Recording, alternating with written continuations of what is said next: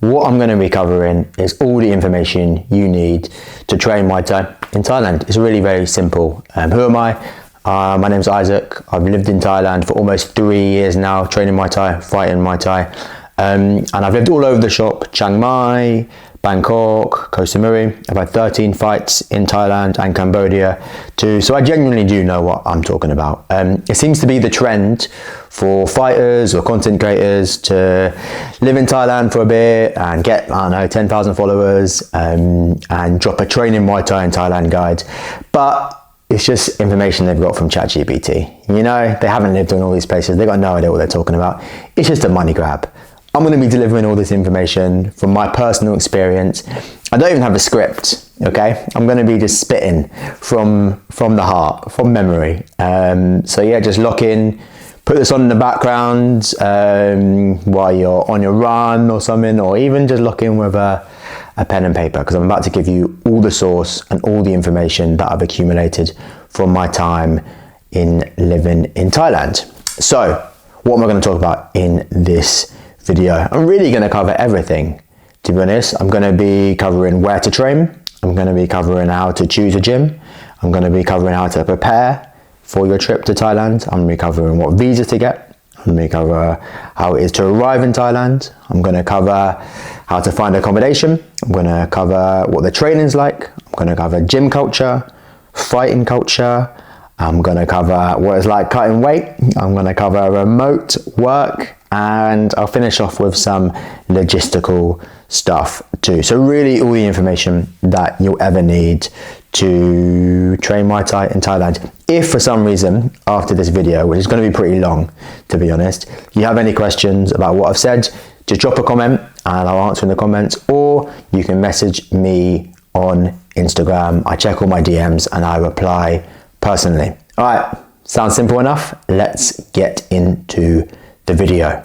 So you're probably wondering, where should you train Muay Thai in Thailand? So let me run you through the most popular places for Muays, for fighters or tourists, and you can make your decision based off the information that I'm going to tell you. So of course we got to start with the Mecca of Muay Thai, Bangkok. That's where I currently live, and Bangkok is a fantastic city. I used to hate Bangkok, I can't lie. I thought it was too busy and there was too much traffic and there was too much pollution, etc, etc. But every time I'd come to Bangkok, I started to like it more and more. And now it's where I live, and I will definitely live there for the foreseeable future. So should you train Muay Thai in Bangkok? Well, if you're a beginner, I would recommend you staying away from Bangkok. The reason I say this is because Bangkok is really the Mecca of Muay Thai. It's not really suited to people at the very beginning of their journey. Just the fights and the arenas and the stadiums, it's just too high quality. You need to gain experience in the lower levels before you get to the top. If you get to the top and you go straight to Bangkok, you're missing out on all the intricacies of fighting, you're missing out on the experience.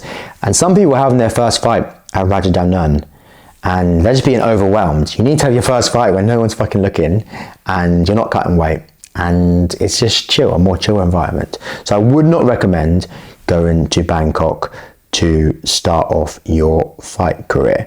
Bangkok is also more expensive than other areas in Thailand. I'd say Bangkok and Koh Samui are probably the most expensive areas in Thailand, I found from my experience. It depends where you live, but you're probably looking at a minimum of 10 to 15,000 baht for accommodation, which is about 200 to 300 pounds a month, absolute minimum. Okay, if you want somewhere nice, 20,000 baht minimum. And yeah, it just goes up and up and up. Obviously you can get really nice places in Bangkok because it is a fantastic city with some fantastic condos. With regards to fighting opportunities, there's Raja Knockout, which is probably the most popular promotion in Bangkok for foreigners. That's at Rajadamnern Stadium. There are fights on Mondays, Tuesdays and Fridays, I believe, but they might have changed it to just Tuesdays and Fridays. It's 3 rounds Muay Thai, and Raja Knockout is essentially a feeder to RWS. I'm sure if you're watching this, you're familiar with RWS. It's one of the best promotions in Thailand. And in theory, you win some fights on Raja Knockout, and then you go to RWS. So it's not best to have your first fight at Raja Knockout. You should have your first fight in other areas of Thailand. In Bangkok, there is also Fairtex Fight, which is every Saturday morning. There's of course one championship, and the same way Raja Knockout is supposed to be a feeder for RWS, Fairtex Fight in theory is supposed to be a feeder for one championship. However, it's kind of lost its pathway in the sense. And again, there's some really high level fights at Fairtex Fight as well.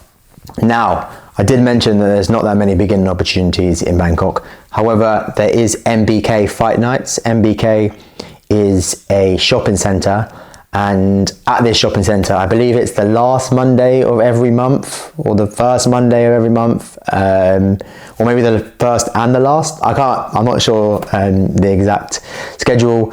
You can have 5 rounds, no shin guards fights, and it's for beginners or people having their first couple fights. There is actually some amateur fights you can have too at Crew Dam Gym. They host amateur fight nights. That's with shin guards. So that's people really getting started out on their journey. But most fighters in Thailand skip the whole amateur stuff and go straight to professional Muay Thai. No shin guards, elbows, etc., etc. Another really fantastic place to train Muay Thai in Thailand is Chiang Mai. I personally lived in Chiang Mai for a year and a half, and it's really, really beautiful. It's in the north of Thailand. It's got beautiful mountains, beautiful scenery. You can go to the waterfall. If you like riding a bike, like I do, it's really optimal, to be honest, because you can just drive your bike around, you can listen to music, and it's really, really great place to live. Now, it's much, much, much cheaper than Bangkok. I'd say maybe 40% cheaper, and way more cheaper when it comes to accommodation. You can get somewhere pretty decent in Chiang Mai for about 8,000 baht. Maybe if like you're really lucky, you can find like a small like one bed for like even 6,000. But if you go up to like 15,000, you can get somewhere like legit, like really nice. 20,000 in Chiang Mai. If you're getting somewhere long term, like you can have a really, really nice place to live. The food is much cheaper than Bangkok. Coffees are much cheaper. Massages are much cheaper. Just everything is much cheaper. Now, what about the Muay Thai? Muay Thai in Chiang Mai is definitely tailored to more beginners and intermediates. The reason so is because it's really a great place for beginners and intermediates to have their first fights in Thailand and gain experience. I personally had 6 or 7 of my fights, probably 6, in Chiang Mai, and this is great for building experience because you don't have to check weight, meaning you don't have to weigh in the same way. If you fight in Bangkok, you have to weigh in for every fight. In Chiang Mai, you just turn up and you fight. Okay, you tell your coach how much you weigh, and they tell the promoter, well, they take off a few kilograms at least, so everyone's lying about their weight.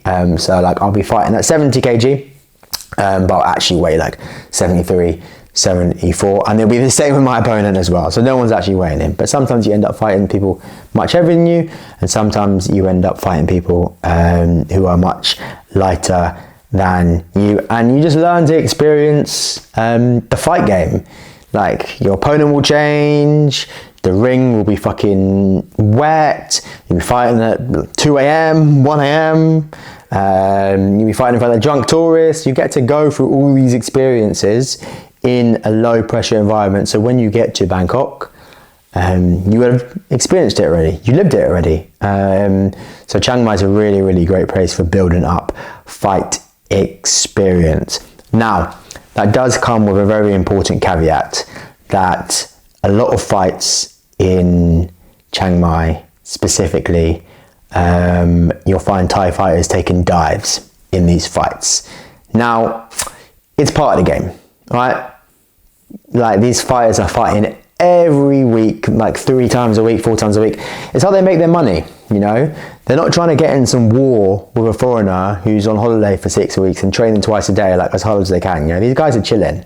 They just want to collect their 2,000 baht and go drink some Hong Kong, you know, drink some whiskey, some Thai whiskey. They're not trying to have a war.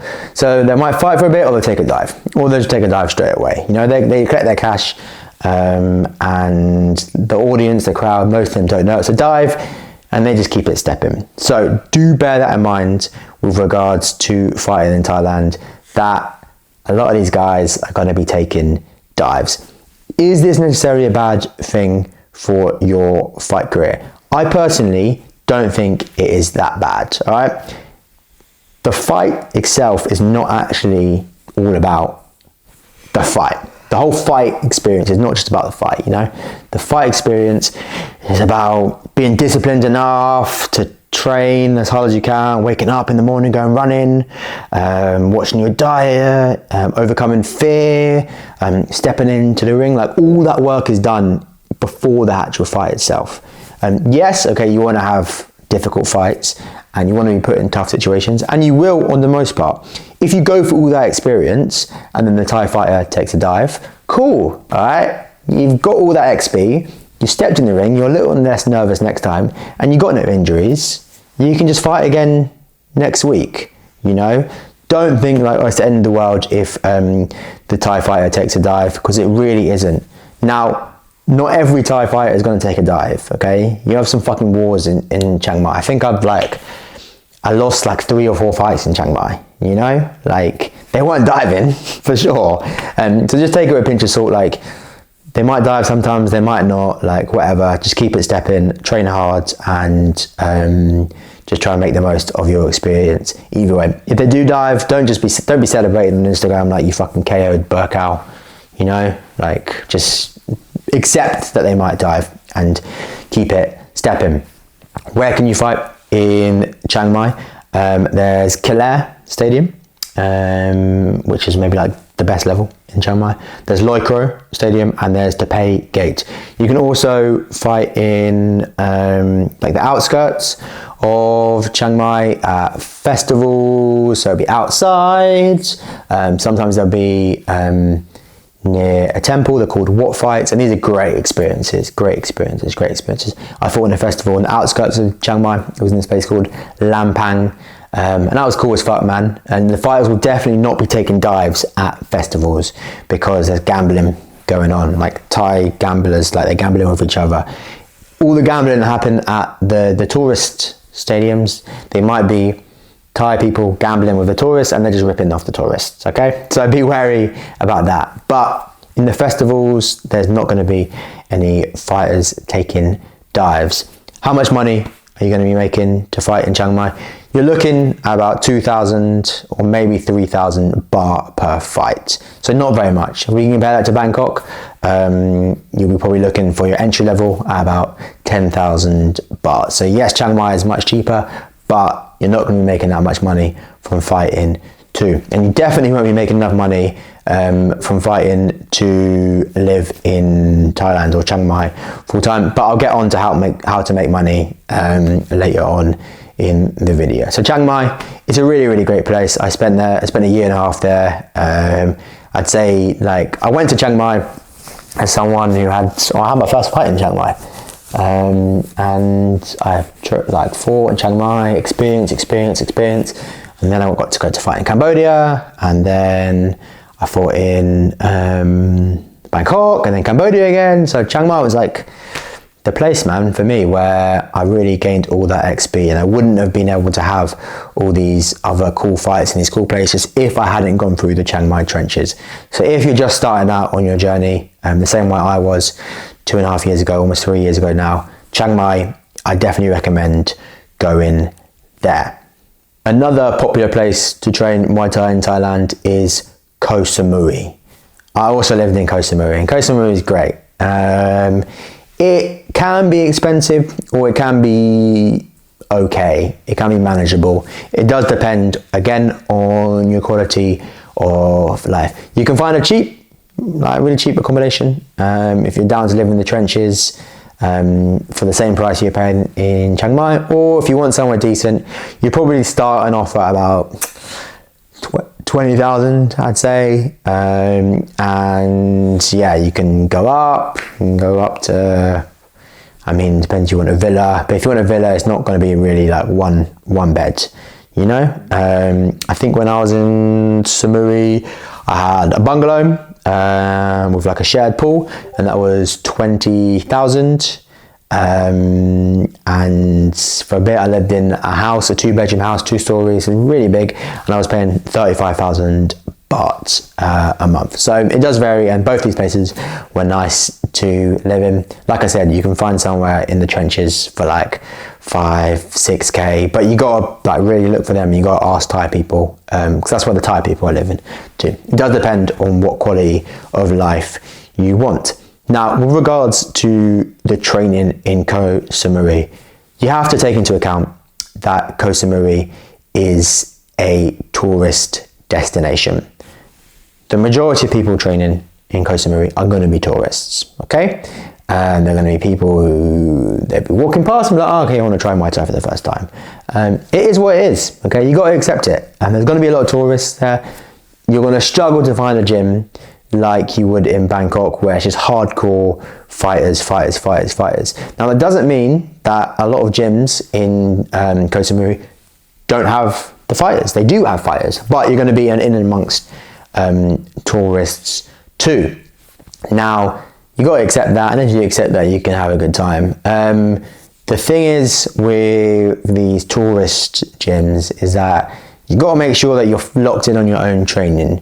You know, you're not really going to get the hard pad rounds that you might get in Bangkok or Chiang Mai, because there's so many people. The trainers will be holding pads for so many people every day. Yeah. They're probably doing like 20 rounds, 30 rounds, 40 rounds a day. You know, like they're really working hard. So they're not going to have time to absolutely kill you on the pads. So you do need to be diligent with your running and your strength and conditioning and your bag work and turning up, not missing training, etc. You're going to need a lot of motivation in Koh Samui. You're going to need this motivation too to not slack off training and not spend your time at the beach, okay? Because listen, we all like going to the beach. I like going to the beach, you like going to the beach, you like going to the beach. Going to the beach is nice, okay? I like eating fruit at the beach. We all like eating fruit at the beach, but you can't spend your entire time eating fruit at the beach. So just stay away from the distractions, and yeah, Koh Samui is a great place. You can have some really good fights in Koh Samui, specifically at Pattaya Stadium. That's a good level of Muay Thai, not too dissimilar to Bangkok. You have to weigh in, and the fight purses in Pattaya Stadium are really good for Thailand. The most I got paid was 18,000 baht, and that was only like my 8th or 9th fight at Pattaya Stadium. I got paid there more than I got paid in Bangkok. The place I got paid most was Cambodia, but I'll get onto money stuff later on in the video. But you can earn some really decent money in Pattaya Stadium. The promoter is not stingy. He'll give you bonuses for good performances, etc. If you win, you get more next fight. So you could get like 20,000, 25,000, you know, if you were showing up, you're having good fights consistently. Yeah, you can almost make enough money to live in Thailand if you're fighting at Pattaya Stadium every 3 weeks. Whether injuries will let you do that, that's a whole different question. But Pattaya is a really good level and really good pay too. Some of the Koh Samui fighters, they don't want to go fight in Bangkok because they're getting good money in Koh Samui from Pattaya. So that means you get a lot of Bangkok level fighters fighting in Pattaya. There is a stadium for beginners, Samui International. Now, yeah, I mean, look, this is the Wild West when it comes to fighting in Thailand. Like, some of the matchups are bad at the stadium, I can't lie, and dangerously bad. A fighter did die at fighting at the stadium. A fighter did die at fighting at the stadium. Now, I don't know specifically how he died, and there's been a lot of like I guess like Chinese whispers, so I don't like know whether it was due to the matchup or whether it was due to the like he just had an underlying health condition. But like a fighter to die at that stadium, like that's just the truth of the matter. Now I don't want to scare you from fighting at that stadium, because like fighters have died all over Thailand. Like you're fighting, you know, fighters die in England. Shit happens. But what I do know that sometimes at this stadium, like it is the Wild West. Some of the matchups are a bit suspect. Both ways. Sometimes you'll see a fucking foreigner beating the shit out of a Thai, and the same way you'll see a Thai beating the shit out of a foreigner. So yeah, just take it with a pinch of salt. But it's a good stadium, and you can have your first fight there, no problem. Now there are two islands near Koh Samui, Koh Phangan and Koh Tao. Now these are beautiful places to live. Don't get me wrong, I love going there on holiday. However, I would not recommend them if you're serious about Muay Thai. And look, you might not be serious about Muay Thai, you might just want a holiday. Cool, go to Koh Phangan, go to Koh Tao, go to the beach, go drinking, smoke weed, drink smoothies at the beach. Life's good, but if you're serious about Muay Thai, you're not going to be living there, you're not going to be training there. It's just for tourists, to be honest. Maybe there's some good fighters in Koh Phangan, so I don't want to like speak too broadly. My friend Terrell, he's a good fighter, and he's lived in Koh Phangan for a long time now, but I'd say he's the exception, not the rule. There are of course some decent Thai fighters there too, some really good Thai fighters as well, but they would have been Bangkok fighters who are retired and now trainers, and occasionally fight in Koh Phangan just for some extra cash. So you will sometimes see some like good Thai on Thai fights. However, on the whole, the fighting in Koh Phangan and Koh Tao, I haven't seen any fights in Koh Tao, but it's just the same as Koh Phangan, is not the best. All right. I've watched the worst possible fight of my entire life in Koh Phangan, okay? Like, there was this fucking... The Thai fighter must have been 50 or 60, okay? Fighting this... I think he was English or something, this English guy. The skinny English guy. They're both fucking skinny. It was just the worst fight I've ever seen, okay? Like, the fucking English guy had to be carried out of the ring after the fight because he was so tired.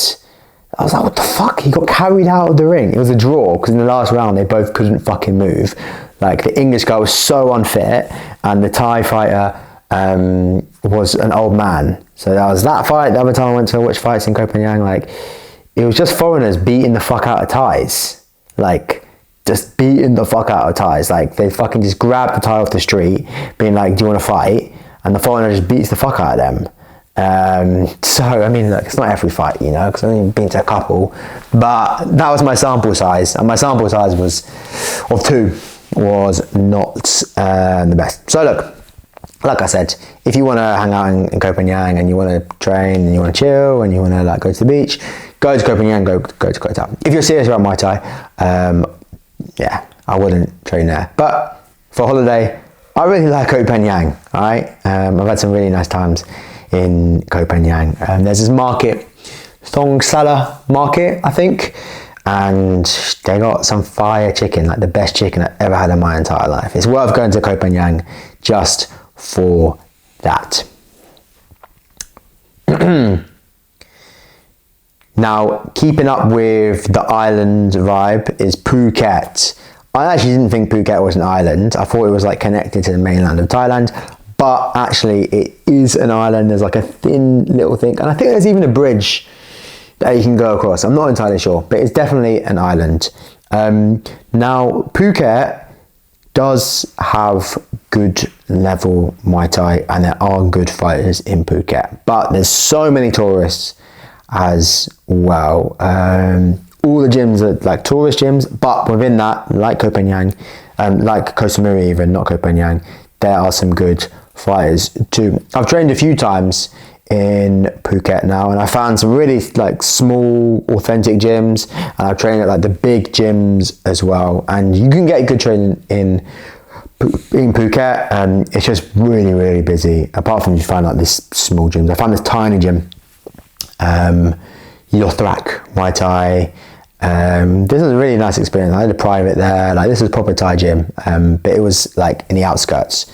If you're looking like at the bigger places, like the famous Muay Thai gyms, you have to make sure you have a good level, I'd say, because they're only going to care about you if you have a good level and if they see that you can make it to one championship or RWS.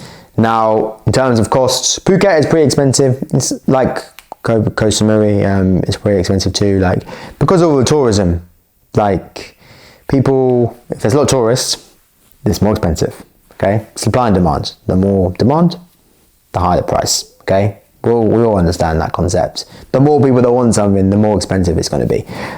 So Phuket is pretty expensive too, and you can have a pretty good quality of life. Fighting in Phuket, however, is the Wild West. Some of the matchups at these stadiums are crazy.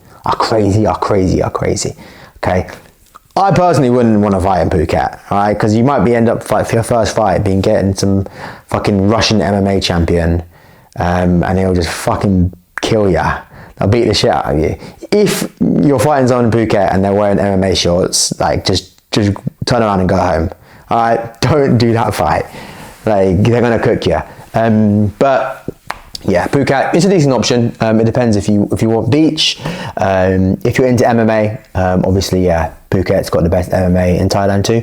For Muay Thai, it's an okay option. I'd recommend like Phuket if you already have a good level 2, because then you can get the most out of training at these super gyms.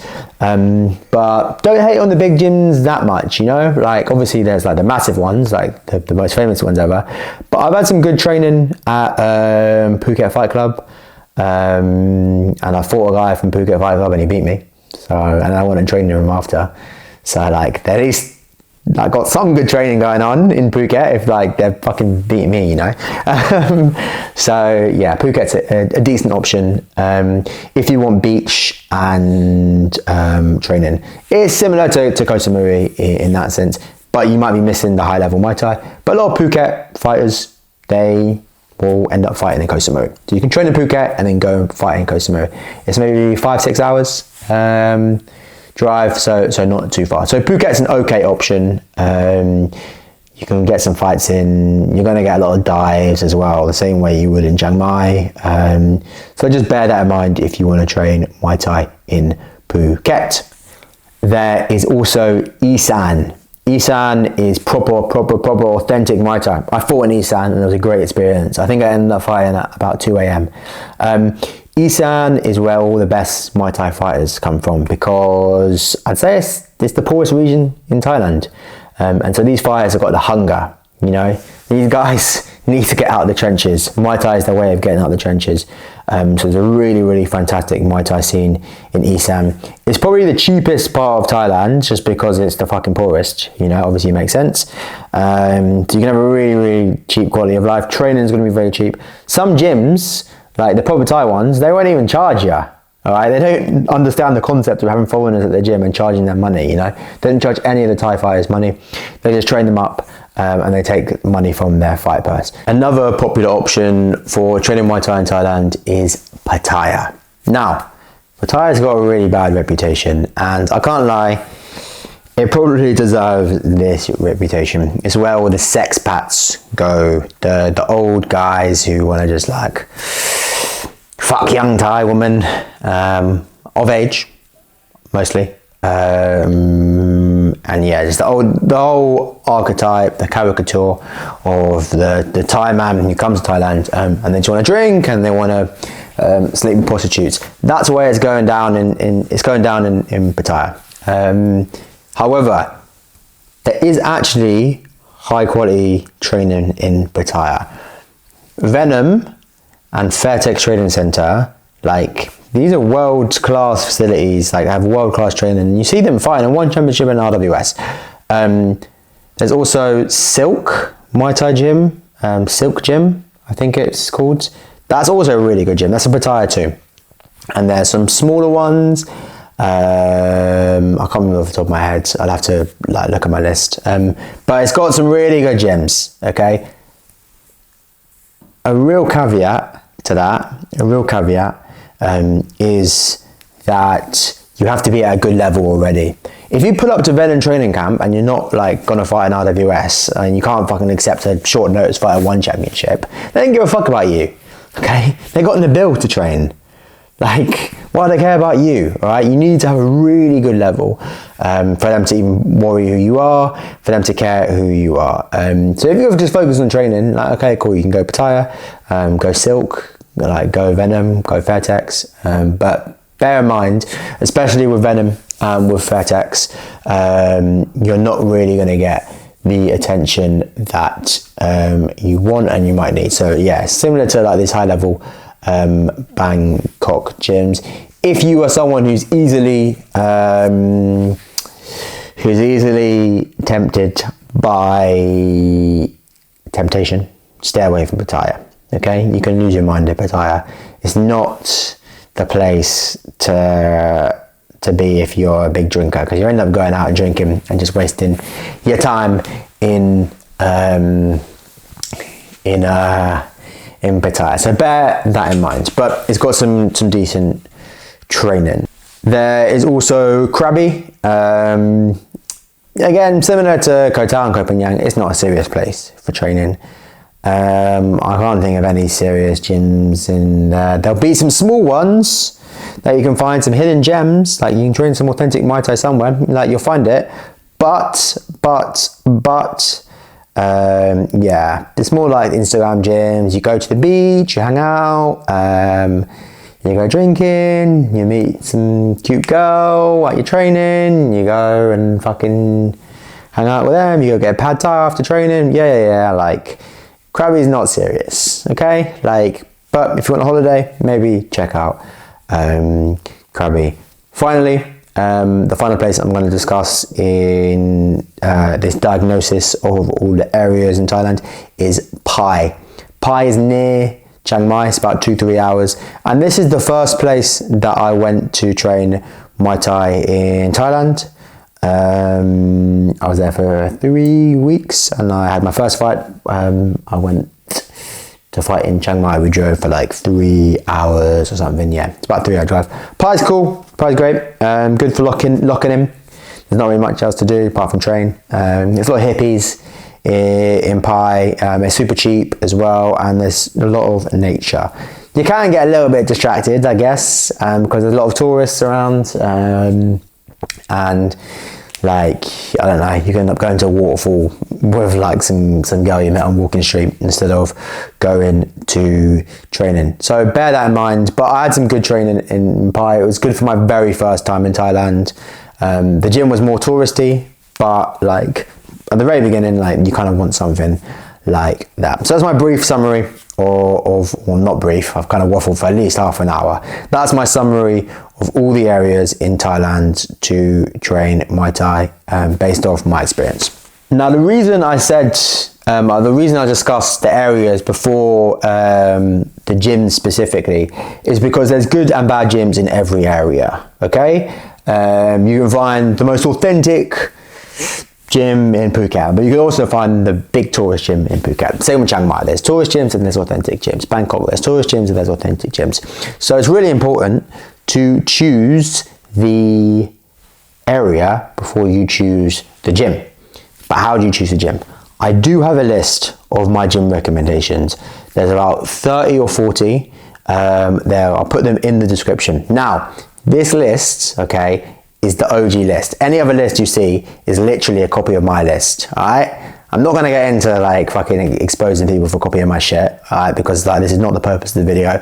Just know that if you see any other like lists from creators, it's my list. There's green flags and there's red flags to look out for in a gym. Because I'm not saying that my list has got all the gyms in Thailand ever. There's other gyms too, you know? So how do we identify what's a good gym and what is a bad gym? So some red and some green flags. I think maybe even before I get into the red and green flags, let's just take a step back. The best gyms are the smaller, more authentic gyms. On the whole, chances are you're going to get a better experience at the smaller gyms just because you'll get more attention. The bigger the gym is, the more focused they are on the top fighters. At the smaller gyms, you are the top fighter. Okay, they're really invested in you. They'll get you good fights. If you're staying for a long term, they'll really be interested in your development. You can be the guy that takes their gym to RWS. You know, you could be the guy that takes their gym to one championship. They're really going to believe in you.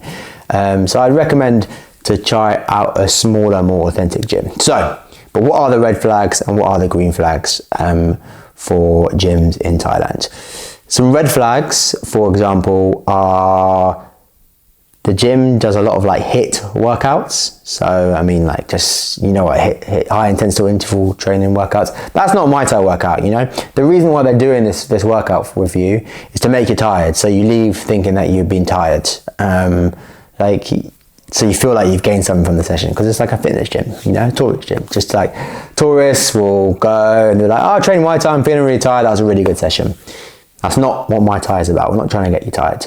So HIIT workouts is a big red flag. Another one is no mandated running. Like they're not forcing like the fighters to run. It just shows they're not serious, because like no run, no Muay Thai. We know about that, you know.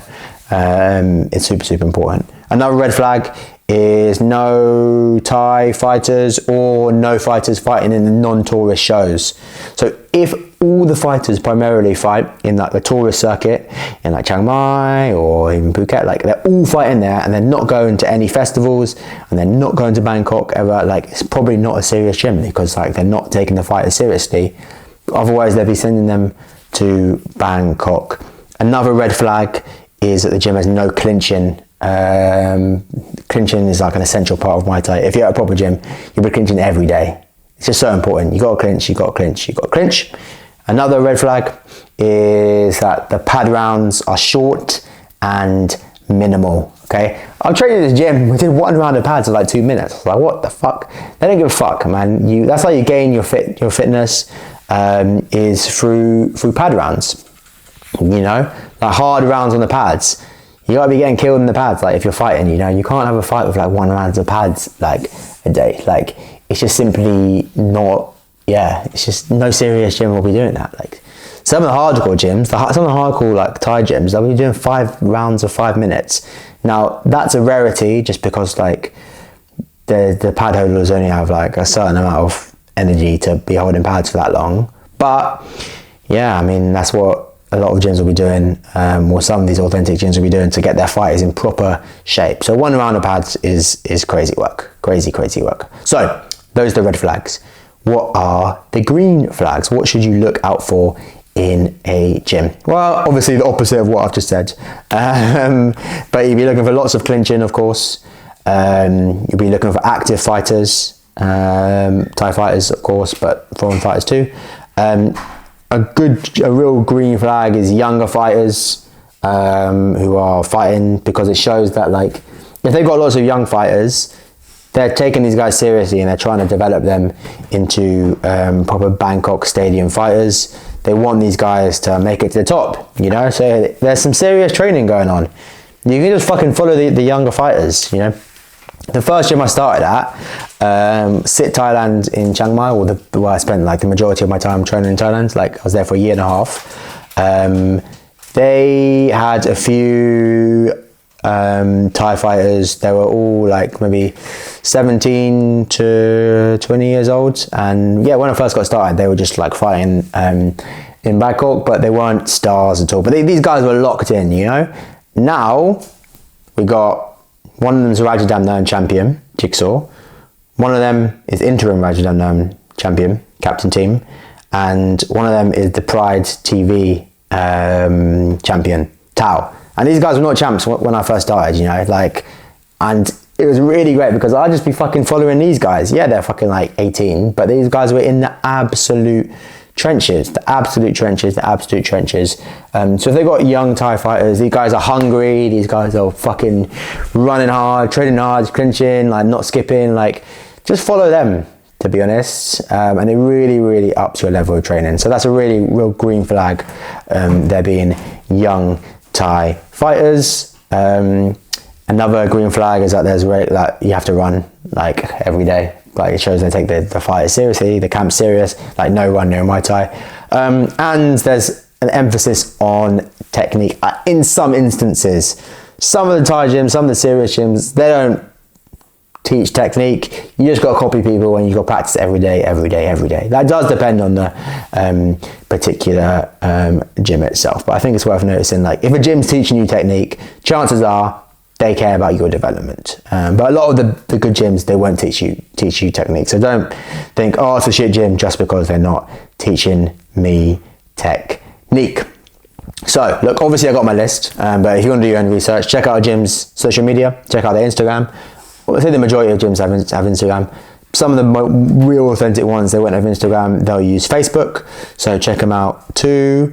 A good way to find gyms as well as Reddit. That's how I found a lot of gyms. Just type in like gym recommendations, particular area, Reddit at the end. But obviously you're getting like tourists reviews of these gyms. So take it with a pinch of salt. And look, Redditors are fucking like Redditors, you know, like you don't want to like take too much advice from Reddit. A really good underrated way to find a gym in Thailand is just go on Google Maps, you know, like wherever you're staying in Thailand, just like type in Muay Thai and just like on the maps, and it'll just show you like all the Muay Thai gyms. Then click on them, like look at their Instagram, and you'll see like a Muay Thai gym that you might want to train at. And yeah, so don't sleep on Google Maps. Now, what factors should you consider when you're choosing this particular gym, what gym to train at? You really have to take into account your skill level, okay?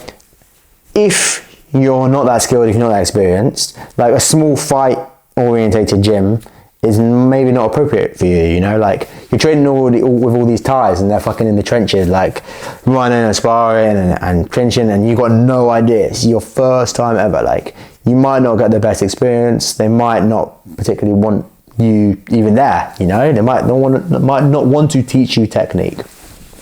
So some of these big gyms are actually good because they know how to deal with beginners, where if you pull up at some like authentic Muay Thai gym in Isan, for example, they've never seen a beginner in their life, or they've never seen a foreigner beginner in their life, you know? They don't know how to tell you to turn your hips, like, they don't know, like, you know what I mean? Like, you got to factor that in. So factor in your skill level before you just drop into a gym. But at the end of the day, if you stick at it and you don't need your handheld and you're fine to just thug it out, like it doesn't matter too much. Also consider your personality type. At some of these small gyms, okay, you're going to be the only foreigner there, alright? So you might not like make that many friends, to be honest, because there's just a language barrier. So really just take that into account, you know, like can you go your entire day without speaking to anyone like in English? Basically, like bear that in mind. Like some people don't want to do that, so that's really, really important. If you're a more social person and you want to make more friends, go to a gym with more foreigners. Right? Like obviously it's a bit easier to make friends with foreigners. If you want to go and party the entire time, which is fine, it's up to you. You know, like some people do it. Go to one of these massive gyms. And like make lots of friends, and you can go out drinking whenever you want. And of course, a big factor, like I touched on at the beginning of the video, is you need to consider where the gym is, like what locations. Like, do you want to go to live by the beach? All right? Do you want to live in a city? Maybe you hate traffic. Maybe you hate pollution. Just bear that in mind when you're choosing your gym. But there's so many gyms in Thailand, and you don't have to stick at the same one. Try them out. You know, I would not recommend like paying for like a year in advance or 6 months in advance or even 3 months in advance, you know. Like when you first come to Thailand, like try out a few, make a list, like okay, like I'm gonna go to Chiang Mai. When I get to Chiang Mai, I'm gonna try out this one, and then just stick with one for a while, you know. Like decide slowly. If you're coming here for a long time, like yeah, think long term, you know. If you're coming here just for a month, I'd say stay at the same place for 1 month. Like do your research in advance. But if you're coming here for longer term, yeah, check out different gyms. I think when I came to Chiang Mai, I tried out a few gyms and I was like, okay, cool, like I'm gonna go with this one. And then I began to be able to identify what was a good gym and what was a not so good gym. But every gym is different and at different stages.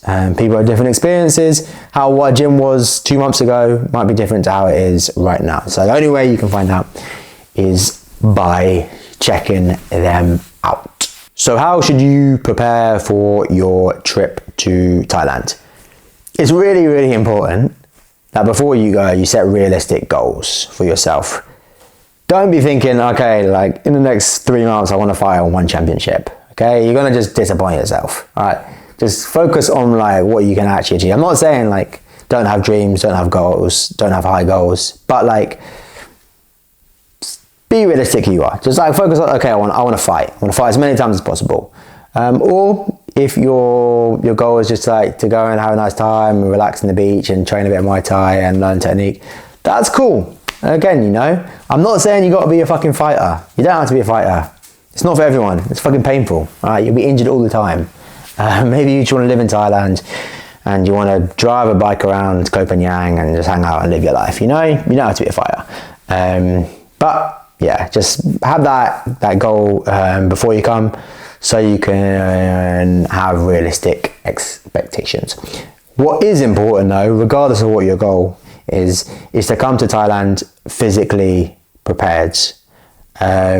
You don't want to waste your time in Thailand dying on the pads. Like, it's hard work, you know? You're hitting pads, it's in the heat, you're running, you know? Like, it's hard, you're tired. If you're just so tired the entire time on your trip, like, you're not gonna make the most of your trip. You're gonna be just getting your fitness up. So get your fitness up before you come to Thailand. Train 6 times a week before you come to Thailand. Don't wait to get to Thailand before you get in shape. You know, do it before.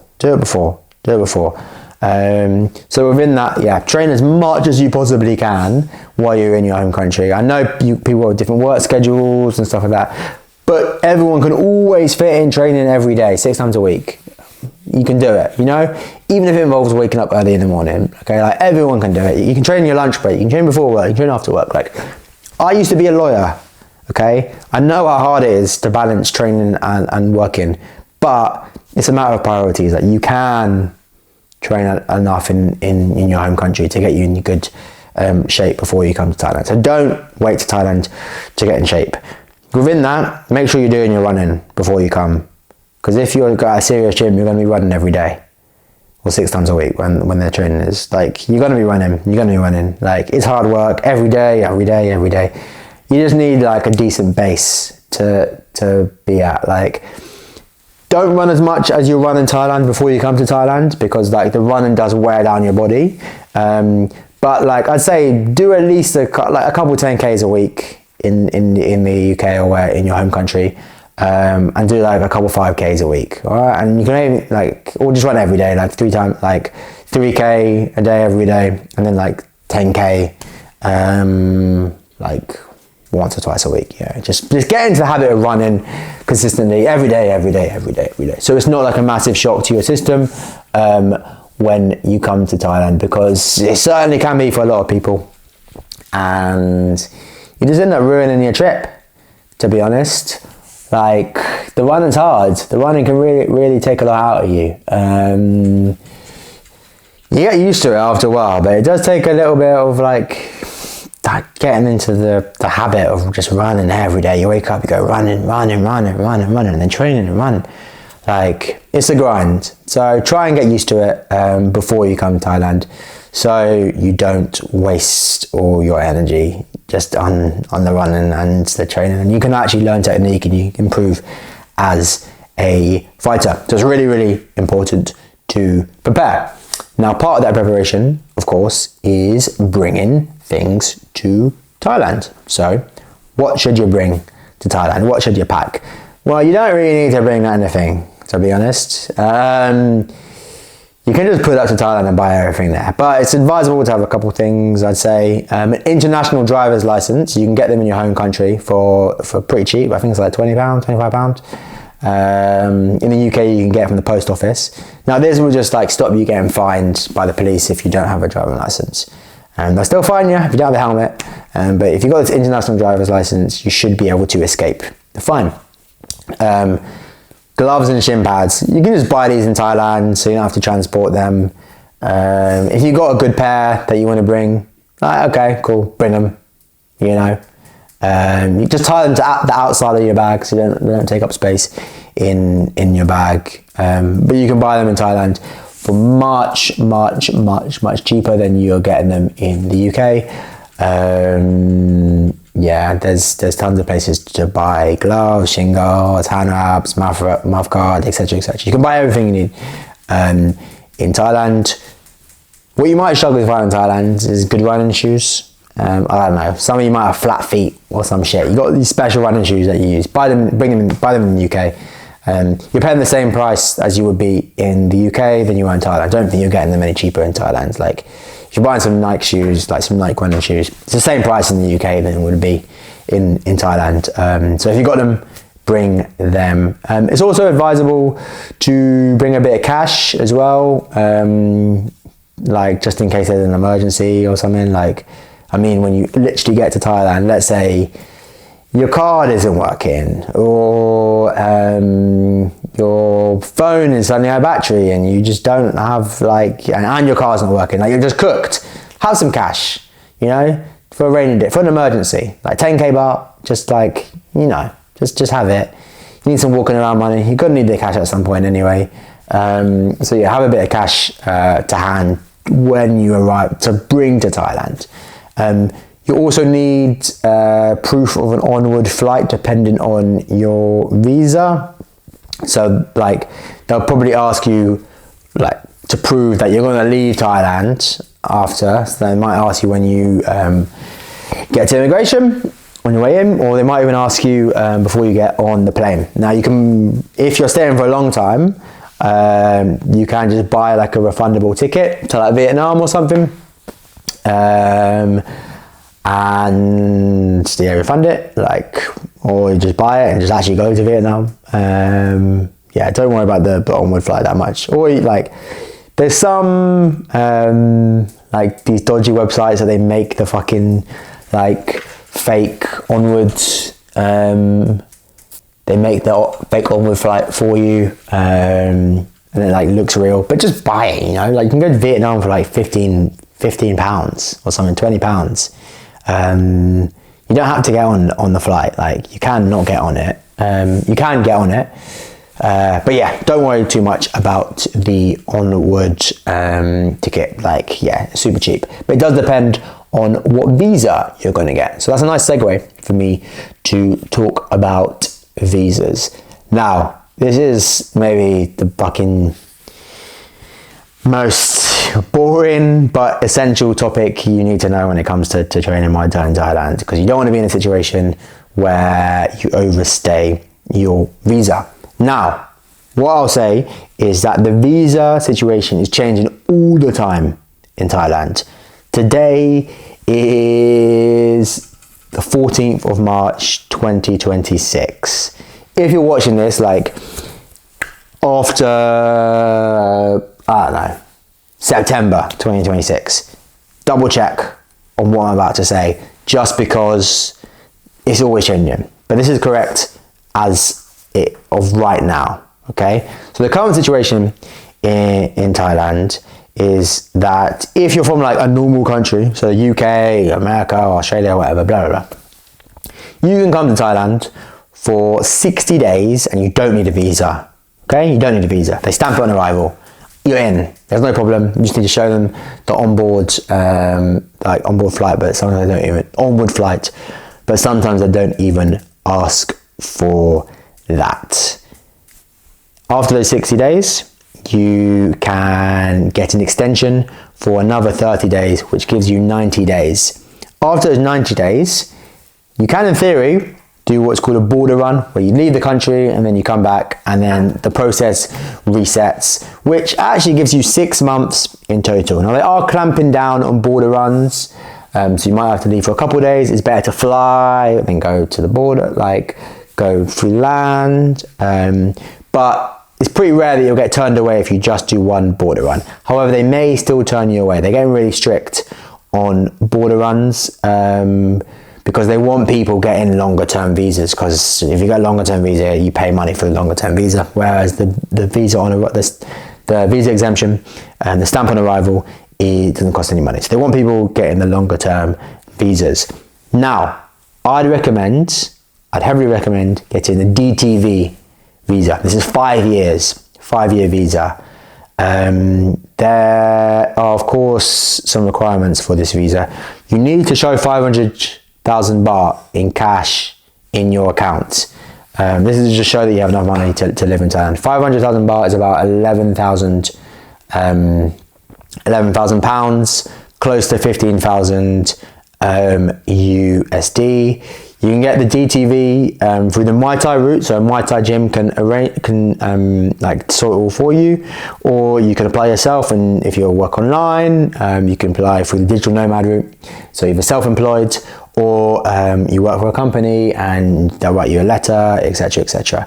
Not all Muay Thai gyms offer the DTV, but it's pretty easy to find gyms that do offer the DTV. And if you train at this particular gym, you don't necessarily, if you use this particular gym to get the DTV, you don't necessarily have to train there. You can ask them, can you do the DTV for me? And they'll do the DTV for you. So now that you've prepared for your trip, you got your visa, you know what gym you're going to train at, you know where you're going, you need to get to Thailand. You actually arrive. Now, before you arrive, download an app called Grab. This is the same as Uber. There's also Bolt in Thailand, but Grab works at the main airports, and that way you can just avoid being ripped off by the airport taxi drivers, because some of these guys will be ripping you off. Basically, they see you fresh off the plane, they're like, okay, cash, easy money, and then they just tell you some random fee for your taxi, and you start off your trip with a bad taste in your mouth. So download Grab and use that to go from the airport to your accommodation. Now, where should you stay? How to find accommodation, etc., etc. Don't worry, I've got that covered. So, if you're staying here long term, you should not be staying at Airbnbs or hotels just because you're going to be paying extortionate prices, especially Airbnbs. If you're looking at over a month, you want to be having your own place. To find your own place, Facebook is your best friend. Facebook Marketplace, or you can type in the area where you're staying and accommodation or rent on the search bar, and there'll be specific groups that estate agents and landlords advertise their accommodation. You can find stuff for a month. A month is really the minimum when it comes to finding somewhere longer term. A couple weeks, just go the Airbnb or hotel route, to be honest. So you're looking at a month minimum. Obviously, the longer you rent, the better deal you're going to get.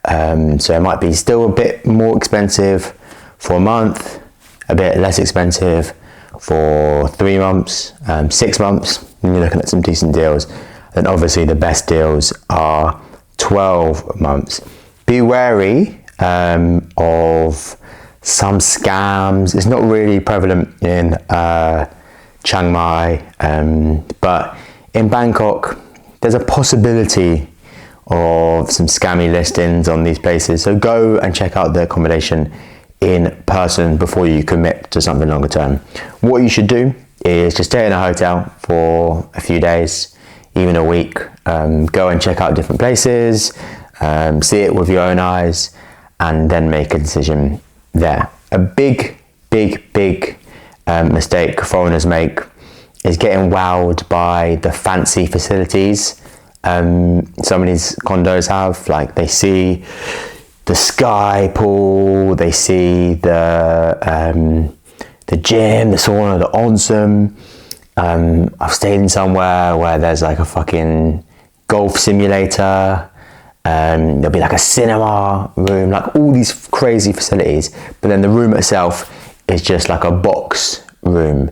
Do not do that, because you're not going to use all these fucking facilities anyway. Okay, what's most important is having a big living space, and if you're working online as well, you want to be able to work in your condo too. So a big living space and a co-working area is way more important than fancy facilities. Right now I live in a 2-bed condo, so I've got my bedroom, and then I've got the study, or the second bedroom, which is an office. There's no bed in there, and that's a perfect setup for me. My condo is pretty new.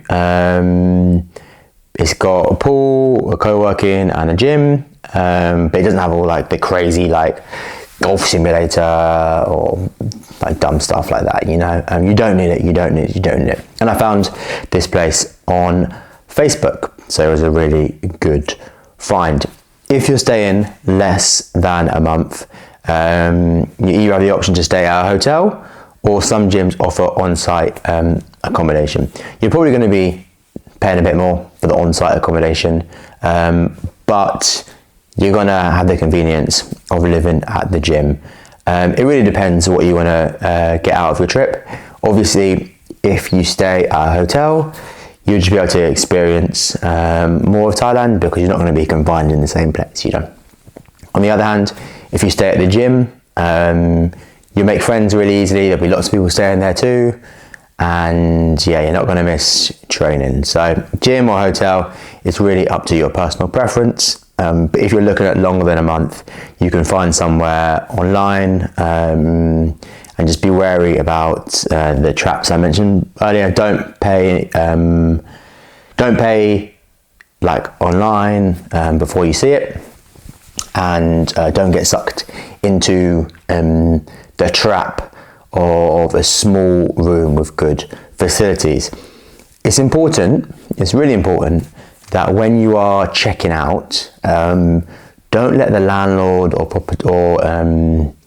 or estate agent even, but typically the landlords, know that you're leaving Thailand, because they're not going to be incentivized to give you back your deposit, basically. Some of these landlords are cunts, okay? Some of these landlords are really, really dodgy, and they just see the deposit as just like theirs. Like, if they think you're leaving Thailand, how are you going to get your deposit back? You're not going to report them to police. You're not in Thailand, you know? So when you're checking out, just be like, yeah, okay, I'm just like finding somewhere bigger or something like that, you know? So they know that if they try fuck around with the deposit, like you can threaten to report them to police, and like they're going to be less incentivized to do it. I've had a landlord, like, after I checked out, I only stayed there for a couple months or something, and they were talking about how I had to pay to get the air conditioner cleaned and all that shit. I was like, fuck off, bruv. Fortunately, my estate agent, like, she rode out for me, and she got everything back. She got the entire deposit back. But just be careful. There are some dodgy stuff going on. It's more Bangkok. The people in Bangkok are different to Chiang Mai and other areas, because it's a big city, you know, like everyone's hustling. And yeah, just be wary about that. But it's an exception, not the rule. 95% of the time is going to be okay. So you're probably wondering now, what is the training in Thailand actually like? Now, every gym is different, and it really depends what type of gym you are at. However, there's some core tenets to Muay Thai training in Thailand that really make it distinct from training in the West. For example, you will never hold pads in Thailand. In the West, in the UK, America, Australia, whatever, like, you go to a class and you go in partners and you hold pads for each other. Like, in Thailand, you will never do that. There's trainers to hold pads for you. That's maybe like the biggest difference between training in the West and training in Thailand. Every gym will have trainers to hold pads for you, and it would be insane if you had to like partner up and hold pads for each other. So you would not be doing that. Typically, at most gyms, you'll be doing 3 to 5 rounds of pads. It depends on the gym itself, how busy it is, and if you have a fight coming up. and these pad rounds last 3 to 5 minutes. I'd say on average, a typical place, you're probably looking at 3 rounds of 4 minutes. I'd say that's like the standard. Now, some gyms, you only kick pads in the afternoon, and some gyms there's pad work in the morning and the afternoon. Typically, the gyms that have pad work in the morning are normally the more touristy gyms, I found, because you have a lot of tourists dropping in the morning, and they're going to need pad work to get the most out of their session because they're not going to be training in the afternoon. Whereas some of the more fight-orientated gyms, because the fighters are training 2 times a day, you're not going to be hitting pads 2 times a day. Like, it's just too hard on the body. So it's normally the touristy gyms that have pad work in the morning and in the afternoon. But if we push even past that, the really, really, really hardcore gyms, you do pad work in the morning and pad work in the afternoon. Me personally, I'm not a massive fan of pad work in the morning, especially if you're running, and you do pads, and you can do after, like, sparring and clinching. Like, it's a lot on the body, especially the hips as well if you're running. So I prefer morning, no pad work, and pad work in the afternoon. A good mix though is boxing pads in the morning, and then normal pad work, Muay Thai pad work in the afternoon. Now, gyms do vary with regards to the structure of its training. Most gyms, if they have fighters, okay, good gyms, authentic gyms, in the morning you go running, okay? It's part of it. No run, no Muay Thai. Every day, running.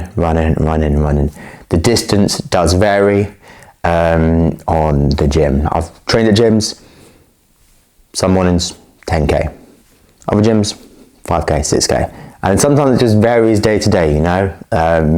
Just do whatever the fighters are doing. Some gyms kind of just let you do your own thing. You make sure you go running in the morning, and then you arrive at training. But a fact of the matter is, if you are serious about your training, you're going to be running every morning before morning training. An exception would be if you're doing strength conditioning that morning, but if you're going to Muay Thai, you know, Thai gym, you should be running in the morning. Now, most gyms will do either sparring or pad clinching in the morning, or technique, and sometimes pad work, but it's pretty rare that you'll be doing like a really, really hard morning session with pads and everything. Not like, doesn't never happen, like I said, but it's rare. Now, the afternoon session for most gyms is like the harder one, and then that's when you're doing pads, sparring, clinching, boxing, sparring. It does depend on each gym.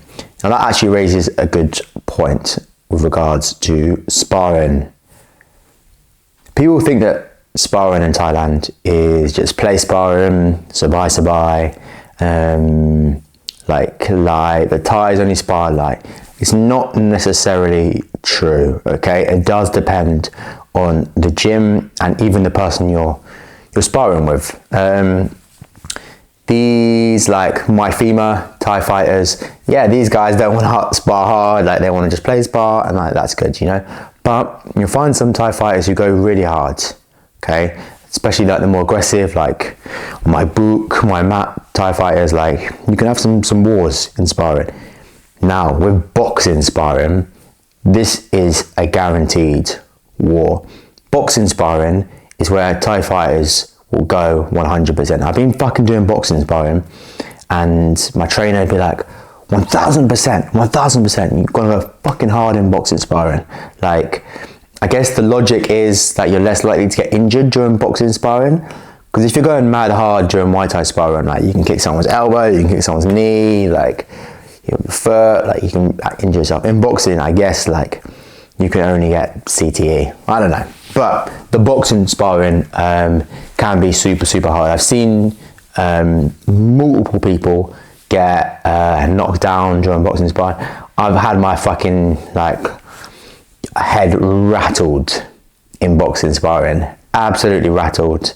One time I was doing boxing sparring, and I was like really into learning Thai at the time, And I swear to God, this Thai fighter like boxed me so hard with the right hand, yeah. I was thinking in Thai, okay? I'm not lying, like I was literally just like thinking thoughts in Thai for like 5 minutes. Like my head was absolutely spun. And I got this weird sense of deja vu as well. Maybe the deja vu was like having been rooked before, but yeah, I digress. Boxing sparring can be super, super hard. So just bear that in mind with regards to sparring. In Muay Thai sparring, don't be that guy who initiates the hard sparring, okay? Like test your partner. Me personally, I don't really like doing fucking hard sparring, you know? Like let's save our brain cells for the fight. But look, sometimes it's got its place. Just don't get angry. There's a difference between like hard sparring and like strong sparring and like aggressive sparring and being angry. Like sometimes you spar with these guys and they're fucking like hitting themselves in the face, and I'm like, bruh, like come on man, like we're sparring, like what are you doing? Why are you letting me punch you in the face? Okay, like it's fucking retarded. And always the foreigners doing that, you know. I mean, there was a Thai fighter punched himself in the face during sparring. There's all these Rodtang wannabes, so don't be doing that. Don't be doing that. Now, that's, I say, a broad overview of the training, but it does depend on the gym itself. Some gyms are very structured. We've got this on this day, this day, this day, this day, this day. If you're serious, you just sharp, you this is, don't be late, don't be late, don't be late. Other gyms are way more relaxed. They adopt a more up to you mentality. If you want to train hard, it's up to you. If you want to skip training, it's up to you. If you want to skip on the runs, it's up to you. If you just want to be lazy on the pads, like it's up to you. It does depend on the gym. Yeah, I've trained at gyms it's completely up to you. Like the coach will be like, up to you. Or gyms where like, at this day we're doing this, and this day we're doing this, and this is the timetable, this is the timetable, this is the timetable. So it does really depend on your personality type and what you think will be best for your training and your career as a fighter. So that's actually a good segue for me to tell you about fighting in Thailand. Fighting in Thailand is completely different to the rest of the world. Maybe the exception, like fighting in Cambodia might be kind of similar. But fighting in Thailand is completely different to fighting in the West. The whole fight culture is completely unique in the sense that fighting is almost a way of life. Fighters, trainers, everyone involved in the fight scene, it is viewed less as this mystical sport and more as just of like an actual profession. Like Nak Muay, if someone's in Nak Muay, it means fighting is their profession. Like, so you got to treat it as such. So there's multiple levels in the fight scene in Thailand. At the very, very bottom, there is the amateur scene. Now, this is a tiny sliver of Thailand and almost not even worth discussing because it's so small. There's one particular gym that does like amateur fights, Crew Dam gym in Bangkok, and you fight with shin guards. And you might find some other shows with shin guards as well. But it's very, very, very rare. The majority of fighters who are at amateur level will have technically professional fights, okay? Full Thai rules, knees to head, no shin guards, elbows, etc., etc. You can kick them in the balls. And that is the majority of, I'd say, the amateur scene, though it is technically professional. Technically professional means you'll get paid for your fight in Thailand. I think even for the amateur fights, you'll still get paid too. Compared to the UK or the West, where sometimes you even have to pay to fight, like the concept of not getting paid to fight in Thailand is very strange to Thai people, because the promoter's selling tickets, like, and you're like putting on the show, like you should be getting paid. Yeah, you're not gonna be getting that much. At your very first fight, you're probably looking at about 2,000 or 3,000 baht, but like you still have risked your life, you risked your health, you should be getting money. So you'll be getting paid for every every fight in Thailand. Now, these the lower level fights, they're typically amateur, but technically professional, and they count to your professional records. You will find at the very lower level, fighting in Thailand is like the Wild West. Don't expect to be fighting the person you see on the poster. It's going to change. There's no way in. You can fight in really late at night. The fight order will be changed. The fight will be cancelled and moved a few days. Anything can happen, and you really just got to go into it with an open mind and be prepared for anything to happen. That's really great because you build up that experience, so when you actually do make it to the higher levels, you've gone through the nonsense about fighting in the lower levels. Now, you can get lower level fights all over Thailand, but the best places, like I touched on earlier, is Chiang Mai, though some fighters will take dives, and Isan is really good for lower level fights because these fighters are not going to take dives. Basically, there's the whole gambling scene, and if a fighter takes a dive when people are gambling on them, the gamblers are going to be very, very unhappy with them.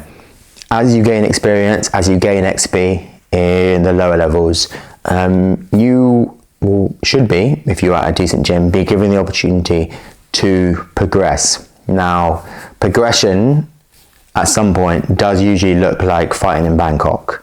If you're here for the long run, the best method, you start off from the local scene, and then you get some fights, you win some fights, you have good experiences, you start fighting at festivals, the level goes up, and then after a while, your coach will typically ask you if you want to fight in Bangkok. An exception is if you are in the south of Thailand, because you can get some Bangkok level fights at Pattaya Stadium, but you still might get asked to fight in Bangkok, and fighters from the south are going to Bangkok. These fights in Bangkok or at Pattaya Stadium, these are now like what I would consider professional, like proper professional. There'll be a weigh-in at these non-professional, at these lower level fights. You won't weigh in. That's a big distinction in levels: weigh in or not weigh in.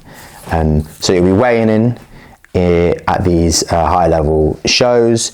The weigh-in in Thailand is typically on the morning of the fight. It does vary. Some promotions now are starting to weigh in the day before, like RWS, One Championship.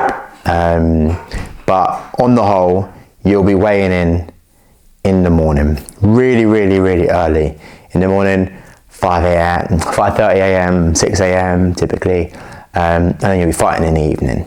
Don't worry too much about the whole weight cut stuff. I'll get onto that later on in the video. Like cutting weight in Thailand is a whole topic in itself, and I'll devote an entire section to that. But yeah, typically you'll be weighing in the morning of the fight. These higher level fights, they'll give you their own shorts, meaning they'll have shorts, like they'll be sponsored by a brand or something, and they'll give you their own shorts. And whereas at the lower level stuff, normally you can wear your own shorts. That's also another distinction. The higher level ones, they'll be on TV as well. Apart from Raja Knockout, which is not on TV, but the shows of Puncher on TV, FedEx Fight is on TV, Super Champ is on TV, obviously RWS, One Championship on TV. So those are, I'd say, like the main differences between the professional and the amateur, even though it's technically professional. Like that is the distinction. Of course, you do get paid for the higher level you fight at. If you're going to Bangkok, you're looking at entry level, about 10,000 baht. That's like the entry level. And then, I mean, look, the sky's the limit. Make it to One Championship. You make it to RWS. Like, you can start off making like some decent coin. I believe now, I'm not 100% certain on this because it varies from fighter to fighter, and it completely varies. I believe if you're at the prelims of RWS, you're looking at around 25,000 baht. And yeah, then when you get to the main show, it completely like depends on your level and your experience. And RWS give bonuses for knockouts, etc., etc. One championship is better paid, but not as well paid as many people think. People think that in one championship, like all these fighters are getting so much money. If you don't get the bonus, which is 350,000 baht, you're kind of cooked, to be honest. My good friend, he fights in one championship. Bro's always asking me to lend him money, you know. If you don't get a bonus, you're not going to be ending up with that much money, to be honest. I think maybe to fight in one championship, no bonus, he ended up taking home personally like 50,000 baht or something, so about £1,000, maybe, no, it was less than that actually, more like $1,000 to fight in one championship. And like, it's really not that much, to be honest, because if you're fighting in one championship, the promotion who owns you, they'll typically be taking their cut, and then the gym will be taking their cut, and then like you're left with like however much. If you're not getting a bonus, then you're kind of cooked. Obviously, if you get the bonus, it's $10,000 bonus, which is really good, of course. But yeah, I mean, look, the majority of you watching this, you're not going to be fighting in one championship, I reckon. Some of you might. Okay, I'm not going to say that you're not going to, but like you're probably on a similar journey to myself, where one championship isn't in the immediate future. So don't bank on making all your money from fighting. I'm going to talk about money and remote work and stuff like that later on in this video. I want to just keep this particular section to do with fighting before I get completely sidetracked. Now, the fight itself, there's either 3-round Muay Thai or 5-round Muay Thai. 3 rounds, it's obviously 3 rounds, and 5 rounds, it's 5 rounds. That's the distinction between traditional Muay Thai, 5-round Muay Thai, and entertainment Muay Thai, 3-round Muay Thai. Entertainment Muay Thai is scored round by round. So you can win 1 round and you can absolutely smash the other 2 rounds and lose the fight. In traditional Muay Thai, the fight is scored as a whole. So in theory, you can win all 4 rounds and then get absolutely annihilated in round 5 and knocked down and like destroyed, and still lose the fight, okay? Even though you won 4-1 round by round, because the story of the fight is like a racehorse, and then boom, like you get destroyed. That's a big distinction between traditional Muay Thai and entertainment Muay Thai. Entertainment also more focused on damage, punches, elbows, whereas traditional Muay Thai is optics. Middle kick scores really highly, punches don't score that high, low kicks don't score that high, using traditional techniques. So 3 rounds Muay Thai, you're looking at promotions like RWS, Raja Knockout, and One Championship. Traditional Muay Thai, you're looking at shows like Pechindi, Koh Samui, I got a complete mind blank, Kia Pech, Channel 7. These are traditional Muay Thai shows. Now, as a foreigner, it's much harder to make it to the higher levels in traditional Muay Thai, and a big reason for that is just because of the weight, to be honest. Like, traditional Muay Thai is more centered around like lower weight Thais. So if you get to like 60 kg, I'd say, like as soon as you start getting past 60 kg, you might struggle to have like a flourishing like traditional 5-round Muay Thai career. Whereas 3 rounds, there's tons of fucking fights for foreigners in 3 rounds, and you can get to RWS and even One Championship easier. I'm not saying it's easy than you would if you're trying to like reach a similar level in 5-round Muay Thai. That being said, You can fight in Pechindi promotion in Koh Samui. Pechindi is one of the best promotions for traditional Muay Thai in Thailand, and their Koh Samui show is tailored to foreigners as well. So there's a good opportunity for that. I've also fought in Pechindi in Bangkok, but they were doing this like 3 rounds edition on Fridays at Rangsit Stadium, and that was like very foreigner friendly, and it was for heavier weights as well. So I think I fought that fight at 71 kg. I fought a Thai, a really good fight. I won, and yeah, but typically as a foreigner, if you're going towards Bangkok, you're going to be pushed towards Raja Knockout, and then you'll be looking at RWS or One Championship, or you could be going down the One Championship route, where you'll start off in Fairtex fight and then go to One Championship. But it does depend. You can start fighting 5 rounds. It's just rare. You know, if you watch a 5-round show, you'll see the majority of the fighters are not foreigners. They'll be Thais. There's also the option of fighting in Cambodia, in Thailand. Yes, there's a war going on, and like the flow of Thai fighters or Thailand-based fighters to Cambodia has been dampened a bit. Is that even the right word? It's slowed. It's less easy to go from Thailand to Cambodia than it was, but fighters are still going. You'll be looking at way more money in Cambodia. I think the both times I fought there I got $600 to fight in Cambodia, whereas my highest purse in Thailand was $250. I can't remember the maths. Anyway, I got 18,000 baht for my highest fight purse in Thailand, and I got $600 for fighting in Cambodia. Now, fighting in Cambodia, you're going to be having a hard fight. Their whole thing is, let's get the Muay Thai fighters from Thailand and match them up with our best Cambodian fighters, and we can beat them up and show that Kunkama, which is their version of Muay Thai, is better than Muay Thai. So you're going to deal with like just dodgy shit happening. In my first fight, it was 5 rounds, even though they told me it was 3 rounds before the fight. It was round by round scoring, and just like somehow it was a draw. Okay, like the fight was a draw, even though it's supposed to score it round by round, and every round has a winner. So there was that nonsense in the first one.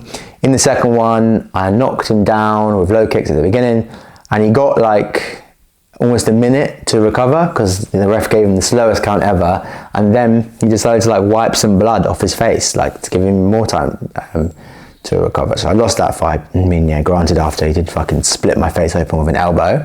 But you're gonna have to deal with nonsense if you're traveling from Thailand to Cambodia to fight. I'd say do it for the experience, for the dad law. It's an amazing experience to have, but just like take it with a pinch of salt. You're not the home fighter. There's gonna be nonsense that you have to deal with. Like, they're going to be against you. They'll take care of you. Don't get me wrong. The promoters took really good care of me, but the judges and the referee and the crowd, like, they are looking for you to lose. Basically, that's their whole thing, to show that Kunkama is better than Muay Thai, and so you get matched with a really, really strong fighter. When I fought in Cambodia, I fought one of the best fighters in Cambodia for my weight, which is crazy. It's like me fucking fighting like Thanachai or some shit. Not Tawanchai, but like someone like a really like an elite. It's like me fighting like Shadow or something, you know, in Thailand. It would never happen. But they just throw you in the deep end, and yeah, you can make a good fight. It's a good opportunity to like show your level and be put in a dangerous situation and come out on the other end, and you come out stronger. Some fighters, they just train in Thailand and they go to Cambodia like every few weeks for fighting because they get paid so much more, and there's like an unlimited amount of fights you can have in Cambodia. If you're a Bangkok based fighter, you're capped by law in fighting every 3 weeks.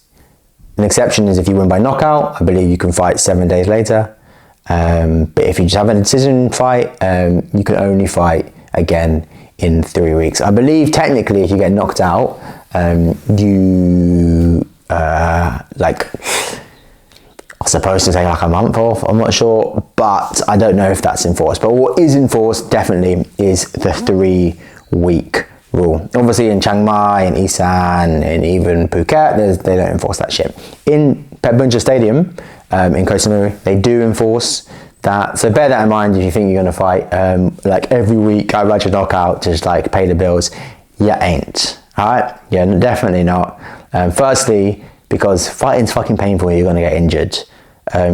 People like think that they'll be able to earn enough money from fighting to survive in Thailand. People always ask me, oh yeah, like can I just fight once a week and I'll pay the bills, like I'm just gonna do Muay Thai like to eat. I saw this guy, he's like, I'm not sure what he's famous for. He's famous in the UK for being like this adventurer guy or some shit like that. I can't remember what his name is. Anyway, he was saying like, oh yeah, I lived in Thailand, I was a Muay Thai fighter. Like I had to fight to eat. Like if I didn't win, like I wouldn't be able to like pay rent. Like that's bullshit, bruv. That's bullshit. You get paid the same whether you win or you lose, and you're definitely not making enough money in Thailand to survive in Thailand. Just like straight up, it's not happening. Like I said, even my friend who's in one championship, he's always asking me to lend him money, and he's basically broke as fuck. He lives at the gym with Thai boys, he doesn't pay for training, and he lives a very like humble lifestyle, and he's in one championship. You think you are going to make enough money to fight in Chiang Mai to live in Thailand? Like it's not going to happen. You need to have other sources of income. Now that's actually a good segue for me to talk about remote work and how to actually make money as a fighter out here in Thailand. So making money online as a fighter. For a lot of you, that is a really mystical thing, to be honest. You might not think it's possible. You might have self-limiting beliefs, and you might even not know where to start. Well, don't worry. I'll break it down for you. There's really 2 options. You can take the online money, the remote work, the digital nomad lifestyle with regards to Muay Thai in Thailand. You can either get a remote job, so work for someone else remotely on your laptop, or you can create your own destiny and you can be your own boss and you can start an online business. Now, there's almost an unlimited amount of ways to make money online, but what I'm going to do is focus on what I believe is the best method for fighters, the meta, the thing that's worked for me and worked for many of my clients in my program, The Ninth Limb. And this is the business model of social media. Now, the reason why this works so well for fighters is because what you are doing is essentially documenting your fight career. You're documenting things you're doing already. You're already fighting and you're already training and you're already out here in Thailand. You're just documenting that. If you build a business on the back end, then you're getting paid to fight, you're getting paid to train, and you're getting paid to live in Thailand. You're getting paid to live your life. You're living for living. It really is the best scenario. So how do we obtain this scenario? How do we get paid to train and fight and live in Thailand? Well, the business model works like this. First, you must grow your social media. That is the key to everything, and social media is the vehicle for everything. How do you grow your social media? There's tons of videos on my page on the specifics on what to start with, what sort of account you need, what applications you need, etc., etc. But at its core, there are some key tenets. The key tenet, number 1, that I'm going to talk about in this video, is that you must post every day. This is so critical. Everyone I know who has grown their account to a significant amount, I'm talking tens of thousands of followers, have posted every day. I maybe even should have mentioned this before I started going on about this, but I've got 130,000 followers on Instagram, so I know what I'm talking about when it comes to social media.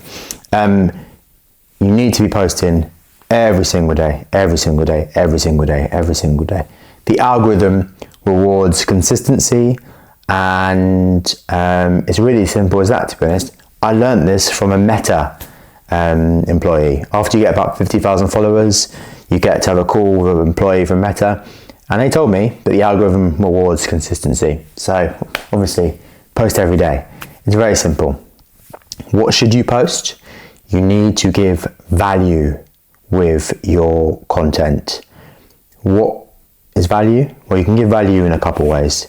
Either inspirational value, so you take people on your hero's journey, you show the ups and downs of being a fighter, the ups and downs of living in Thailand, breaking down your fights, talking about your emotions leading into the fight, talking about your emotions after the fight. That's hero's journey content. That's really inspirational value. There's also educational value. So you're educating people about training Muay Thai in Thailand, you're educating people about Muay Thai itself, educating people about strength and conditioning, educating people about nutrition, mobility, etc., etc. Giving value, giving value, giving value. So an easy test to see if you are actually giving value is you must ask yourself, would I watch this video if I did not know me? If the answer is no, okay, if the answer is no, then you're not giving value. You're making content for yourself, and your account is not going to blow up. So at its core, you must post every day, and you must give value with every post. Now, a big mistake fighters make is getting sucked into what I like to call jester maxing, like trends on Instagram. Fighters like making funny videos. They like copying other like trending videos, making their own videos. It's just a waste of time. Okay, you are truly wasting your time. If you do get a banger with these jester maxed videos, you're going to get such a small amount of followers compared to if you're doing a good educational video, good value video. And the followers you do get are going to be low quality followers. They're going to be following you not because they're inspired by you or not because they're getting educated by you. They're going to be following you because they see you as a clown, as a jester, and they want to be entertained by you. Now, this is really an important distinction, because when you come and try and sell something with your business, okay, you will not be taken seriously. No one wants to buy from the jester. No one wants to buy from the clown. They're gonna just not buy your product, okay? Like, put the real in the bag, bro. Like, I don't want your fucking high ticket coaching service. Like, I just want my fucking dopamine. I don't take you seriously, which is why it's so important to be posting educational or inspirational value content. So you're probably wondering, how should you monetize your account? Now, this is a whole skill in itself. And one thing I want to say is that followers do not equal cash. Likes do not equal cash. If you do not have a business with systems set up on the back end, you will not make good money from social media. Yes, okay, having a big account will allow you to train at gyms for free. Okay, cool, it's good. Some gyms, like, people will be messaging you asking to come train. You could probably get sponsored by gyms if you hit them up and offer them exposure. And you might get some sponsors, like people will send you free shorts and stuff like that. But we want to have a good life, we want to be making good money. We need to be having our own business on the back end of our social media. So having a big account does not necessarily equal money. There's really big accounts in the social media, so in the combat sports niche. I'm talking like 100,000 followers. They make no money. They make no money because they don't have a clue, and they simply just do not have any systems, and they just don't really know what they're doing. Do not make the mistakes that these accounts are making. You need to build a fully functioning business on the back end. So you're probably wondering, okay, Isaac, what business should I make? How should I build this business?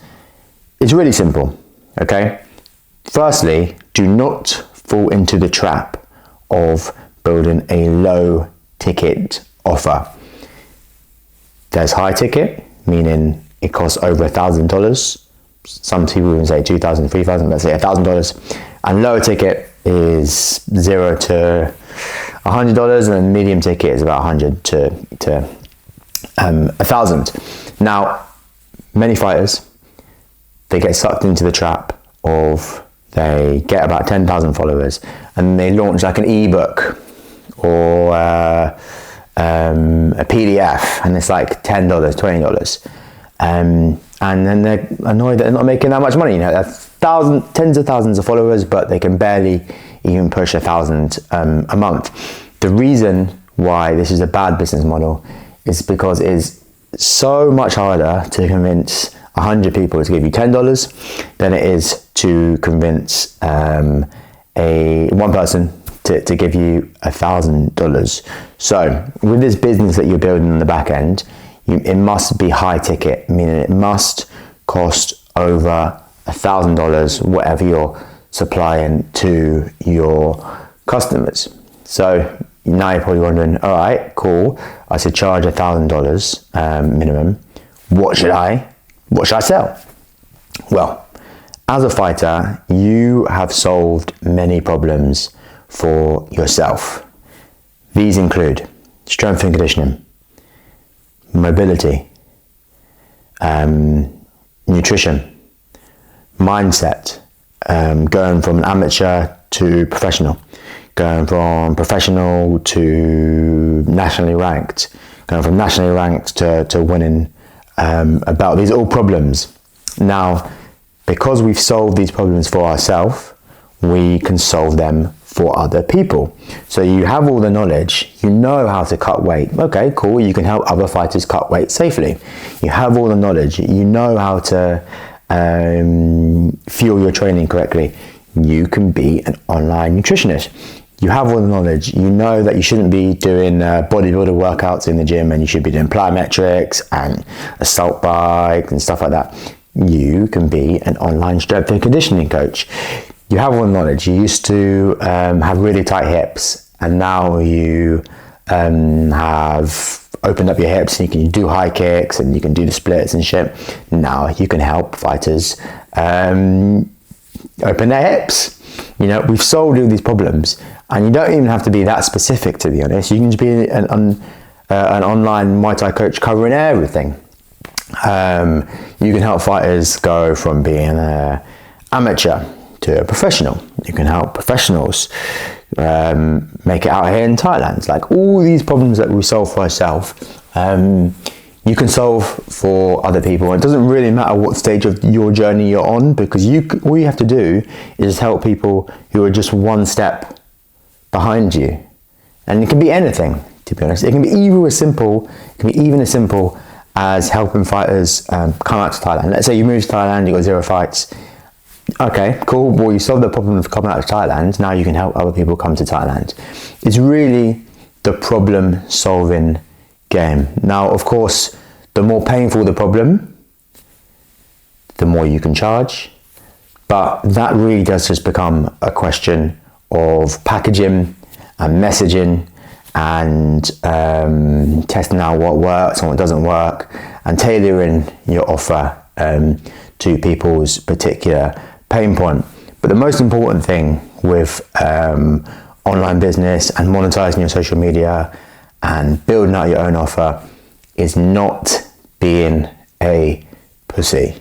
I'm not gonna spend too long on this, because like I can fucking go on and on about mentality and how it's almost the most important thing when it comes to online business. But what I'm gonna say is that it's not gonna be just a straight line up. You know, there's many L's that you're going to take along the way. It's business. You have to treat it the same as fighting. Sometimes you win fights, sometimes you lose fights. but you must keep on going. And if you do keep on going, it will work out for you. I've been in Thailand for almost 3 years now. I came in June 2023, and now we're in March 2023. So a very long time. And this entire time, like, I've just been working on so many different stuff, because I didn't want to be that guy who just relied off my savings and then went back to England and then was depressed and moved to Thailand. I knew I had to make an online business. And in this time, I've had so many different experiences with regards to business, so many L's, so many W's, up and down, and up and down, and up and down, and up and down. And it finally just clicked, okay? And I managed to make it work. And now I have 2 fully functioning businesses. I have my Muay Thai brand, Jai Su. You might have heard of us. We remake golden era Muay Thai shorts. We're doing really, really good. We have sold out all our drops, so it's been fantastic. And I also have my one-on-one mentorship, the 9th Limb, which is where I help fighters grow their social media and monetize it. So, I mean, that's a good segue for me to tell you that if you want my one-on-one help, you can apply to join the 9th Limb in the description. But let me get back to the video. Let me not try to sell you. What I'm trying to say is that you can keep on going, okay? Like, I did manage to succeed with this. Like, I did do it. I actually fucking figured out how to live in Thailand and make really, really good money out here in Thailand. And you can do it too. And you can succeed in online business too. But you must keep on going. People are pussies, okay? They launch one thing and no one joins and they don't make that much money, and then they quit and they say, there's not much money in fighting niche, I just can't make money from my account, like, fighters are poor. No, okay, you must look internally. What is the reason why you haven't been able to do it, okay? I have been able to do it because I didn't blame anyone else. I looked internally and I made my own systems change, okay? Like, I'm not going to go into too much into like my business failures because then we'll be on the video for too long. All I want to say is that do not be a pussy and keep on going and keep on going and keep on going and keep on going. Let's say you launch your offer and it doesn't work out. Okay, cool. All right, don't just quit. Try something new. Okay, you post on your story and you didn't get any people responding to your story. No problem. Okay. Let's post an Instagram reel with a call to action. Oh, okay, we've got more people. Great. You had 5 calls with people, but you didn't close any of them. Maybe it's a problem with how you're delivering the calls. Do you have a sales script? Do you have a DM script? Look internally before you start blaming external people. Because, listen, the blueprint's there. There's plenty of fighters out here in Thailand being strength and conditioning coaches, being mobility coaches, being nutritionists, mindset coaches. I even have a client from my program, The 9th Limb. He previously was a cigarette smoker, okay? And then he moved to Thailand, he started social media, and he's had about 10 professional fights, I believe. And now he runs his own offer, helping fighters beat addiction. He's solving problems for himself, he's solving for other people. So that's working for him too. Look, like, all these things are working for these other people and for me too, but we're not special. Okay, we're not special. If we can do it, so can you. So I don't want to like spend any more time talking about mentality because you're probably looking for practical advice when it comes to this video in itself. So we'll just say, just like, don't be a pussy. And at its core, the business model is grow social media, have your own business, sell high ticket. It will work, okay? Just don't quit. There's also some logistical considerations that I should probably mention in this video just to make your time in Thailand much smoother. So if you're staying for longer term, like 6 months longer, I'd say buy your own bike. You can either buy a motorbike, like a geared bike like I did, or you can buy a moped. The reason is, like, if you're spending 3,000 baht, 2,000 baht, like even up on renting a bike, that's just money down the drain, okay? If you buy a bike, you buy the bike, so you put it all up in one go, but then you have an asset that you can sell when you leave Thailand, and you can get a much nicer bike, and yeah, just the only real upside to to owning your own bike. You're not like constrained to a rental company, and you're not just paying money every month. So I definitely recommend buying your own bike. Where can you buy your bike? Where should you buy your bike? Again, like with accommodation, Facebook Marketplace is the place. So yeah, get your bike from there. Another thing that will make your life much easier is, of course, getting a local SIM card. You can get it from 7-Eleven, or you can get it from the airport. You're going to be paying the most expensive price at the airport, of course, and then you'll be paying a slightly less expensive price, but slightly still not as cheap as you can get it at 7-Eleven. You can buy a holiday SIM, and finally you can get a contract at the mall. If you go to one of the phone provider stores, the mobile provider stores in the mall, I'm on True for You is my provider, and you pay monthly, and it's super cheap, maybe like $11-12 a month, for like unlimited everything. So that's, yeah, I mean, it'll make your life slightly easier to do that. But one thing will make your life extremely easier, much easier, is getting a Thai bank account. You're going to need a visa to do this.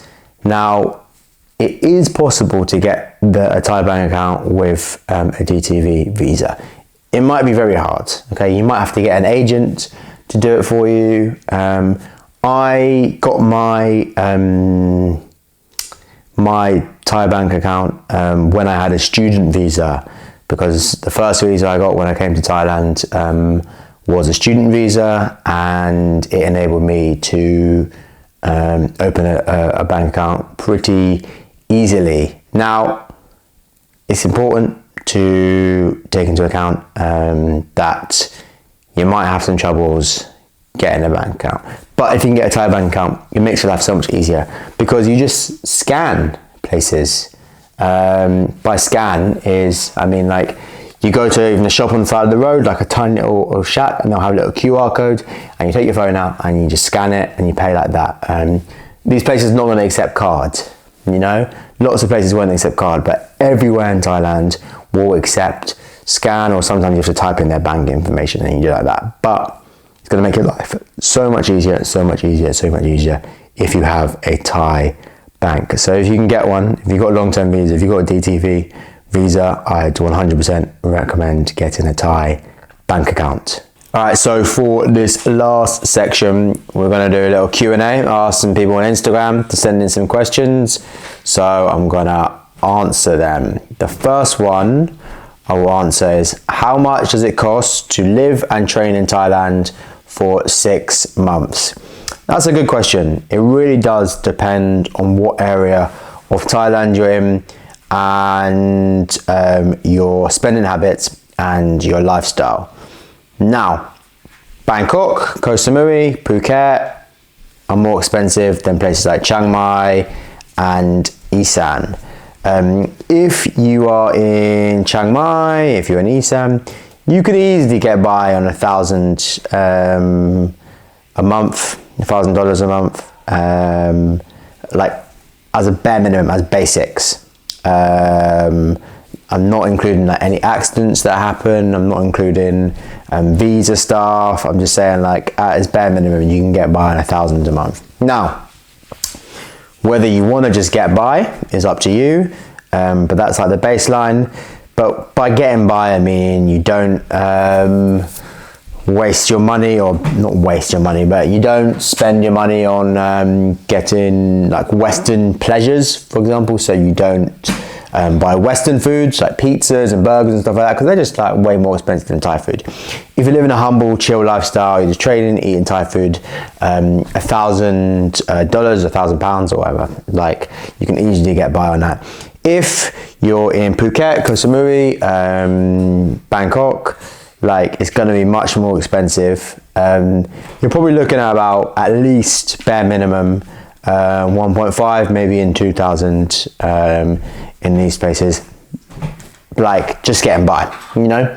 If you're living the good life, you're probably looking at about 2.5k a month for these more expensive places. But it really just depends on your lifestyle and yeah, your way of life and how diligent you are with spending. Now, if you're going out drinking, you're going to be wasting a lot of your money. Okay, I'll just say it now. Drinking is a big money drain, of course, because God knows how much you end up spending on a night out. And dating as well is a big money drain, because of course, yeah, go out with a girl and you spend money. So factor those in to your spending. But if you're just living a humble life, you're just chilling, training, eating Thai food, 1,000 a month is definitely doable. Another question is, what are hidden gyms in Bangkok? That is a good question. That's on my list that I've put down, but I'd say of my personal experience, Luk Nong Seng is a hidden gem. This is on the outskirts of Bangkok in a place called Barin. That's a really good gym. And a real hidden gem is this gym that I filmed a campaign for my clothing brand Jaisu. This gym is called Por Kap Kua, and this gym is literally like on the side of the road, like an underpass. I wouldn't recommend like spending your entire time training there, to be honest, because you're going to be training on a fucking underpass. It's not the most like, it's not even basic. Like, it's crazy work to be training there long term. But if you want to pop in for a session, they'll be more than happy to accommodate you. I don't know how you do it. There's if you can find one of their fighters, he's called Peemai, Peemai, and you can hit him up or something. I don't know. Like, I had to go on an absolute campaign just to get this whole thing sorted, to film the stuff for my brand Jaisu. But yeah, it was just like crazy work.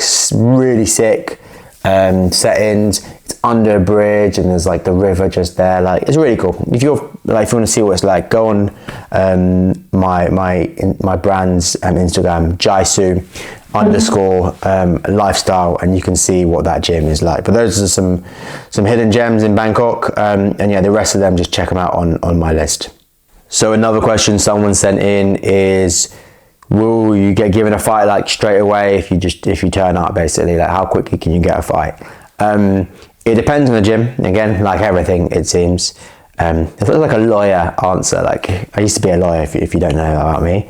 And whenever a client asks you a question, you say, it depends. That's like the answer. But yeah, it does depend. If you've got a decent level, to be honest, and you're in someone like Chiang Mai, they want you to fight straight away. I mean, like, yeah, they want you fighting. The gym gets money for sending you to fight. They get like a small amount of money each fighter they send. They want to keep on sending fighters to their promoters. So yeah, you can get a fight super quickly. You can get a fight like for the next day, to be honest. It can happen. So if you're a fighter and you're in shape and you're ready and you want to fight straight away, just pull up, you know, and be like, can I get a fight? And they'll be like, when you want to fight? And be like ASAP. And I'll call the promoter and get you a fight, you know. Super chill. It's not like in the West where you have like training camps for weeks and weeks. Like, you can be fighting like quick. So yeah, bear that in mind. If you're a fighter, you'll get asked to fight everywhere you go, basically. And you even have to just learn to say no, to be honest. You even have to learn to say no. Like, let's say you're just popping in the gym and next thing you know, like, they want you fighting for them. Bear in mind, if you start fighting for a gym, like, that kind of your gym now. So to answer that question, yeah, you can fight basically straight away. Another question, he says, have 6 to 8 months experience training. should I fight in Thailand for vibes or will I get smoked? Obviously fight, bro. Like, you won't get smoked. So you might get smoked, but you might do the smoking. But the only way to find out if you're going to get smoked or not is by putting yourself in that situation to get smoked. So 100%, you should do it. You should do it. You should do it. You should do it. Yeah, I mean, yes is my answer. Don't be a pussy. Now, guys asked how to make friends with the locals and have fun times with them. That's a good question. You should learn a little bit of Thai, learn a little bit of Thai, make friends with the trainers. To be friends with the trainers, like, you just give them alcohol and cigarettes, basically. Yeah, that's how I became good friends with my trainers in Chiang Mai, and then we'd go out, like, drinking and stuff, and they take me to Thai clubs. It was fun. So yeah, give them whiskey and cigarettes and they'll be your friend, and they'll take you out. It's definitely easier to make friends at smaller gyms with the local Thai people, the fighters, just because of the nature of the gym, like it's in a more personal situation. But Thai people are always gonna like whiskey and cigarettes. So that's my tip: whiskey, cigarettes. Alright, ladies and gents, I hope you enjoyed this video and it was helpful. If you got any questions, just drop a comment and I'll answer in the comments, or feel free to message me on Instagram and I will answer there too. Now, if you're thinking about making Thailand your reality, making Thailand your long-term future, feel free to apply to join my program, The Night Film. What we do is help fighters grow their social media and then monetize their social media in order to give them the freedom to live in Thailand, train Muay Thai all day and make money online. You can apply to join in the description. But have a good day and I'll catch you on the next video. Ciao.